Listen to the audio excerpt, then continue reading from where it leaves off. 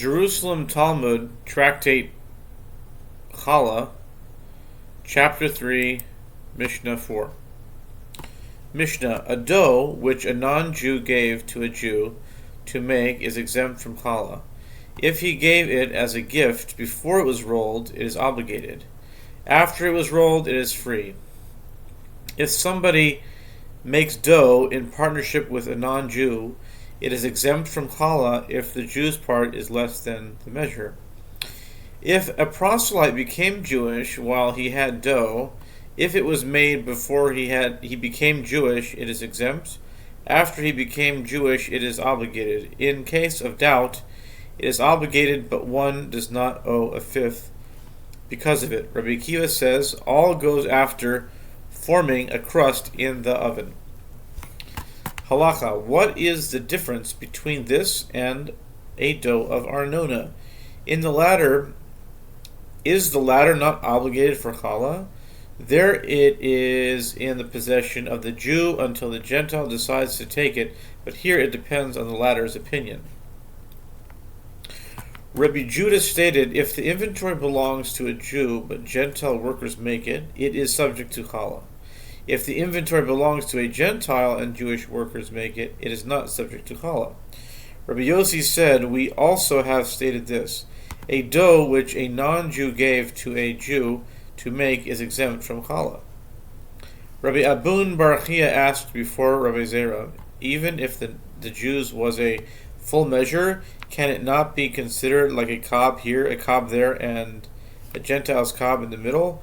Rabbi Zera told him, is it not mixed by Gentiles? There we have stated, if a proselyte became Jewish while he had a cow, if she was slaughtered before he became Jewish, he is free. After he had become Jewish, he is obligated.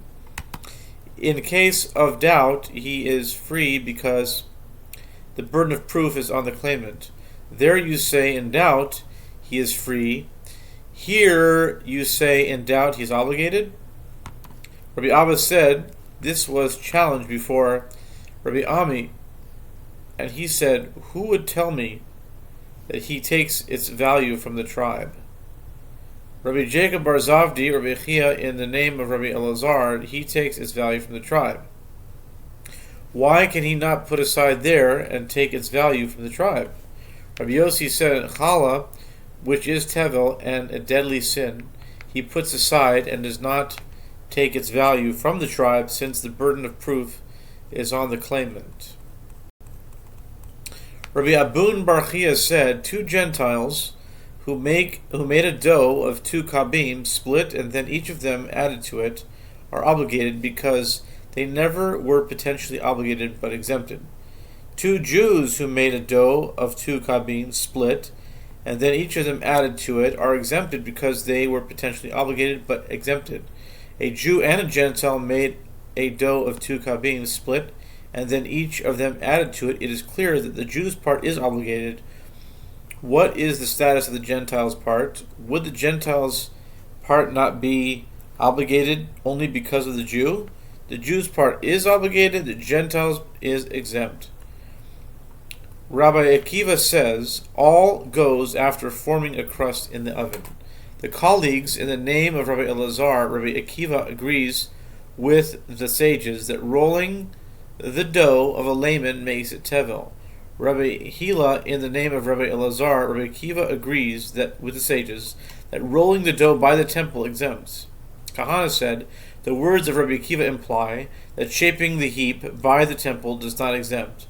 Rabbi Jonah said that of Rabbi Kahana disagrees with that of Rabbi Elazar. He who says rolling exempts says shaping exempts, and he who says rolling does not exempt says shaping does not exempt. But according to the rabbis, rolling exempts in the Gentile's power, shaping does not exempt in the Gentile's power. It is difficult for the rabbis. If rolling exempts in the Gentile's power, why does shaping not exempt in the Gentile's power? There is a difference, since it is written in Leviticus 27:30, all tithe from the land, from the seed of the land.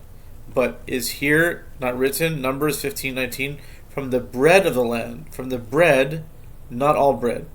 Rabbi Hanina, the son of Rabbi Hillel, said, From the rabbis, we infer that Kahana's statement does not disagree with Rabbi Elazar. Just as the rabbis say rolling exempts in the Gentiles' power, but shaping does not exempt in the Gentiles' power, so Rabbi Akiva says rolling does not exempt in the Gentiles' power, and shaping does not exempt in the power of the temple.